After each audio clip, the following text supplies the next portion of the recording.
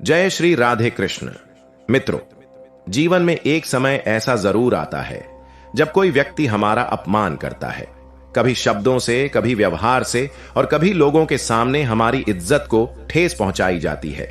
उस क्षण में मन क्रोध से भर जाता है, दिल बदला लेने को कहता है और आत्मा बेचैन हो उठती है। लेकिन यहीं से असली परीक्षा शुरू होती है। धर्म ग्रंथों के अनुसार अपमान केवल एक घटना नहीं है, बल्कि यह आपके धैर्य, आपके संस्कार और आपके आत्मबल की परीक्षा है। भगवत गीता में बताया गया है कि मनुष्य का असली बल उसकी प्रतिक्रिया में होता है, न कि सामने वाले के व्यवहार में। इसलिए जो व्यक्ति अपमान के समय स्वयं को संभाल लेता है, वही सच्चा विजेता होता है। भगवान श्री कृष्ण ने अर्जुन को समझाते हुए कहा था कि सुख और दुख, मान और अपमान, ये सभी जीवन के दो पहलू हैं, और जो व्यक्ति इन दोनों में संभव रखता है वही सच्चा ज्ञानी है। इसका अर्थ यह है कि यदि कोई आपका अपमान करता है तो वह आपके नियंत्रण में नहीं है, लेकिन आपकी प्रतिक्रिया पूरी तरह आपके हाथ में है। यदि आप क्रोध में आकर प्रतिक्रिया देते हैं तो आप भी उसी स्तर पर गिर जाते हैं जहां अपमान करने वाला व्यक्ति खड़ा है। लेकिन यदि आप शांत रहते हैं तो आप अपने स्तर को ऊंचा बनाए रखते हैं। यही आत्मसंयम सबसे बड़ी शक्ति है। श्री कृष्ण कहते हैं कि वेदों और पुराणों में भी यही बात बार बार दोहराई गई है कि संसार में जो कुछ भी होता है वह कर्म के नियम के अधीन होता है। जो व्यक्ति दूसरों का अपमान करता है वह वास्तव में अपने लिए दुख और कष्ट के बीज बो रहा होता है। आज वह किसी को नीचा दिखाकर खुश हो सकता है, लेकिन समय के साथ वही कर्म उसके सामने लौट कर आएगा। यह प्रकृति का अटल नियम है कि हर क्रिया की प्रतिक्रिया होती है। इसलिए मित्रों, हमें दूसरों के कर्मों की चिंता करने की बजाय अपने कर्मों पर ध्यान देना चाहिए, क्योंकि अंततः हर व्यक्ति को अपने ही कर्मों का फल भोगना पड़ता है। श्री कृष्ण कहते हैं कि अपमान का सबसे उचित उत्तर तुरंत प्रतिक्रिया देना नहीं है, बल्कि स्वयं को इतना सक्षम बना लेना है ताकि वही लोग एक दिन आपके सामने सिर झुकाने पर मजबूर हो जाए। पार्थ, बुद्धिमान व्यक्ति कभी भी छोटी बातों में अपनी ऊर्जा नष्ट नहीं करता। वह अपमान को अपने लिए एक प्रेरणा बना लेता है और उसे अपनी सफलता की सीढ़ी में बदल देता है। यही कारण है कि इतिहास में वही लोग महान बने जिन्होंने अपमान को बदले की आग में नहीं, बल्कि आत्मविकास की ऊर्जा में बदला। मित्रों, महाभारत में द्रौपदी के अपमान की घटना इसका सबसे बड़ा उदाहरण है। जब सभा में उनका अपमान हुआ तो उस समय कोई भी उनकी सहायता के लिए आगे नहीं आया, लेकिन जब उन्होंने पूरी श्रद्धा के साथ भगवान को पुकारा, तब श्री कृष्ण स्वयं उनकी रक्षा के लिए प्रकट हुए। इस घटना से यह स्पष्ट होता है कि जब मनुष्य अपने अहंकार को छोड़कर सच्चे मन से भगवान पर विश्वास करता है, तब ईश्वर स्वयं उसकी रक्षा करते हैं।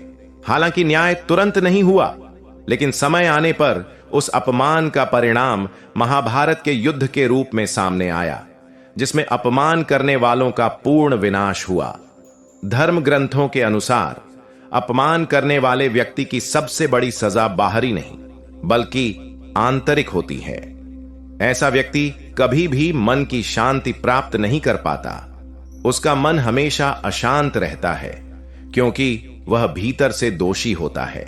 धीरे धीरे उसका सामाजिक सम्मान भी समाप्त होने लगता है और लोग उससे दूरी बनाने लगते हैं। इसके साथ ही उसके जीवन में समस्याएं बढ़ने लगती हैं, क्योंकि उसके कर्म उसके विरुद्ध काम करने लगते हैं। श्री कृष्ण कहते हैं कि मैं तुरंत दंड नहीं देता, बल्कि व्यक्ति के अपने कर्म ही उसके दंड का कारण बनते हैं। इसलिए जब कोई आपका अपमान करे तो आपको सबसे पहले अपने मन को शांत रखना चाहिए। यह आसान नहीं है, लेकिन यही सबसे बड़ी साधना है। उस समय आपको यह समझना चाहिए कि सामने वाला व्यक्ति अपनी सोच और अपने संस्कारों के अनुसार व्यवहार कर रहा है।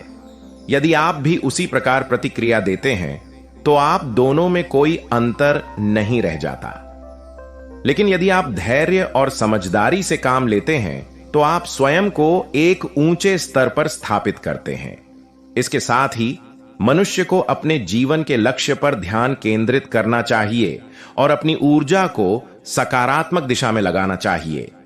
श्री कृष्ण कहते हैं कि सफलता ही अपमान का सबसे बड़ा उत्तर है। मित्रों, जब आप अपने कार्यों के माध्यम से आगे बढ़ते हैं और अपने जीवन में कुछ बड़ा हासिल करते हैं, तब वही लोग जो कभी आपका अपमान करते थे, आपके सामने सम्मान से खड़े होते हैं। गीता में भगवान श्री कृष्ण ने कहा है, अपमान को अपने लिए एक अवसर की तरह देखना चाहिए, एक ऐसा अवसर जो आपको और मजबूत बनने का मौका देता है। यह जीवन का एक कठोर लेकिन आवश्यक सत्य है कि बिना परीक्षा के कोई भी व्यक्ति महान नहीं बन सकता। अंततः यह समझना बहुत जरूरी है कि भगवान सब कुछ देख रहे हैं। हर अपमान, हर अन्याय और हर कर्म का लेखा जोखा हो रहा है। आपको केवल अपने कर्तव्य पर ध्यान देना है और सही मार्ग पर चलते रहना है।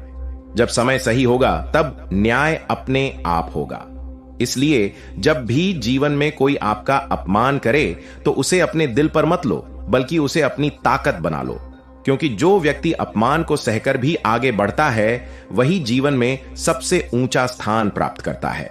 भगवान श्री कृष्ण कहते हैं कि इस संसार में जो अपमान सहना सीख गया वह जीवन का सबसे बड़ा रहस्य समझ गया, क्योंकि अपमान केवल शब्दों का आघात नहीं होता, यह तुम्हारे भीतर छिपी शक्ति को जगाने का एक माध्यम होता है।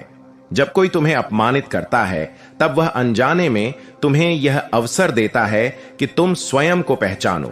तुम यह तय करो कि तुम प्रतिक्रिया देने वाले हो या स्वयं को बदलकर इतिहास रचने वाले हो। याद रखो, अग्नि में वही सोना तपता है जो शुद्ध होता है, और जो अशुद्ध होता है वह जलकर नष्ट हो जाता है। इसलिए अपमान तुम्हें जलाने नहीं, तुम्हें तपाने आता है। श्री कृष्ण कहते हैं कि संसार में किसी भी व्यक्ति का व्यवहार तुम्हारी वास्तविकता को निर्धारित नहीं करता। लोग तुम्हें जैसा देखते हैं वैसा कहते हैं, लेकिन तुम वास्तव में क्या हो, यह तुम्हारे कर्म और तुम्हारा चरित्र तय करता है। इसलिए जब कोई तुम्हारा अपमान करे तो उस क्षण को अपने आत्मचिंतन का समय बना लो। स्वयं से पूछो, क्या यह अपमान सच है या केवल किसी की सीमित सोच का परिणाम है? यदि उसमें सच्चाई है तो उसे सुधार लो, यदि नहीं है तो उसे हवा की तरह जाने दो। पार्थ, इस संसार में 3 प्रकार के लोग होते हैं। एक वे जो अपमान करते हैं, दूसरे वे जो अपमान सहकर टूट जाते हैं, और तीसरे वे जो अपमान को अपनी ताकत बना लेते हैं। जो अपमान करते हैं वे अपने अज्ञान के कारण ऐसा करते हैं। जो अपमान सहकर टूट जाते हैं वे अपनी शक्ति को पहचान नहीं पाते, लेकिन जो अपमान को अपनी ऊर्जा बना लेते हैं वही इतिहास बदलते हैं। इसलिए तुम्हें यह निर्णय लेना है कि तुम कौन बनना चाहते हो।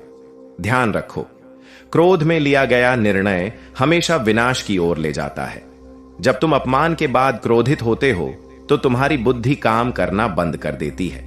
तुम वही कहते हो, वही करते हो जिसका बाद में तुम्हें पछतावा होता है। इसीलिए शांत रहो, क्योंकि शांति ही वह शक्ति है जो तुम्हें सही दिशा में ले जाती है। जो व्यक्ति अपमान के समय भी अपने मन को नियंत्रित कर लेता है वही सच्चा योगी है, वही सच्चा विजेता है। पार्थ, यह संसार एक दर्पण है। तुम जो इसमें डालते हो वही तुम्हें वापस मिलता है। यदि कोई तुम्हें अपमान देता है और तुम बदले में उसे सम्मान देते हो तो तुम इस संसार के नियमों से ऊपर उठ जाते हो। इसका अर्थ यह नहीं कि तुम कमजोर हो, बल्कि इसका अर्थ यह है कि तुम अपने भावनाओं के स्वामी हो, और जो स्वयं का स्वामी बन गया उसे संसार की कोई शक्ति हरा नहीं सकती। याद रखो, समय सबसे बड़ा न्यायाधीश है। आज जो व्यक्ति तुम्हें अपमानित कर रहा है कल वही समय के सामने झुकेगा। तुम केवल अपने मार्ग पर चलते रहो, अपने लक्ष्य पर ध्यान केंद्रित करो, अपनी ऊर्जा को व्यर्थ के विवादों में मत लगाओ, क्योंकि जिस दिन तुम अपने लक्ष्य को प्राप्त कर लोगे उसी दिन तुम्हारा हर अपमान तुम्हारी सबसे बड़ी जीत में बदल जाएगा। पार्थ, मैं तुम्हें एक और गूढ़ रहस्य बताता हूं। अपमान केवल तब तक तुम्हें चोट पहुंचाता है जब तक तुम उसे स्वीकार करते हो। जिस क्षण तुम यह निर्णय ले लेते हो कि मुझे इससे फर्क नहीं पड़ता, उसी क्षण वह अपमान अपनी शक्ति खो देता है। इसलिए अपने मन को इतना मजबूत बनाओ कि कोई भी शब्द तुम्हें भीतर से हिला ना सके। अपने जीवन को इतना महान बना दो कि लोगों के शब्द तुम्हारे सामने छोटे पड़ जाएं। अपने कर्मों से उत्तर दो, अपने चरित्र से उत्तर दो, अपने धैर्य से उत्तर दो। क्योंकि शब्दों का उत्तर शब्दों से देने वाला व्यक्ति साधारण होता है, लेकिन अपमान का उत्तर सफलता से देने वाला व्यक्ति असाधारण बन जाता है। इसलिए उठो पार्थ, अपने भीतर की अग्नि को पहचानो, अपने लक्ष्य की ओर बढ़ो और यह स्मरण रखो, जो अपमान को सहकर भी आगे बढ़ता है वही इस संसार में सबसे ऊंचा स्थान प्राप्त करता है। श्री कृष्ण आगे कहते हैं कि इस संसार में अपमान तुम्हें गिराने के लिए नहीं आता, बल्कि तुम्हें तुम्हारी सीमा से आगे ले जाने के लिए आता है। यह वही क्षण होता है जहां साधारण और असाधारण के बीच का अंतर तय होता है। जब कोई तुम्हें अपमानित करता है तब वास्तव में वह तुम्हारी नहीं, अपनी सोच की सीमा को प्रकट करता है। इसलिए उस क्षण में दुखी मत हो, बल्कि मुस्कुराओ, क्योंकि तुम्हें ईश्वर ने एक अवसर दिया है अपने आप को और ऊंचा उठाने का। भगवान कहते हैं कि इस संसार में किसी के शब्द तुम्हारे भाग्य को नहीं लिख सकते। तुम्हारा भाग्य केवल तुम्हारे कर्मों से बनता है।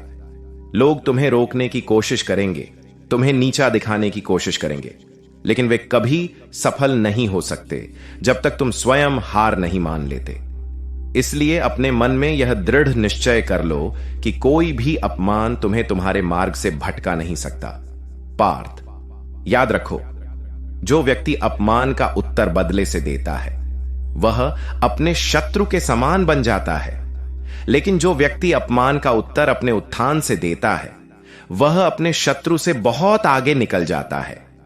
इसलिए बदले की अग्नि में मत जलो, बल्कि उस अग्नि को अपनी ऊर्जा बना लो। उसी ऊर्जा से अपने जीवन को इतना ऊंचा उठा दो कि एक दिन वही लोग तुम्हारी ओर देखकर प्रेरणा लें। तुम यह मत सोचो कि न्याय तुरंत क्यों नहीं होता। इस संसार में हर चीज का एक समय होता है। जैसे बीज बोने के बाद फल आने में समय लगता है, वैसे ही कर्मों का फल भी समय के साथ मिलता है।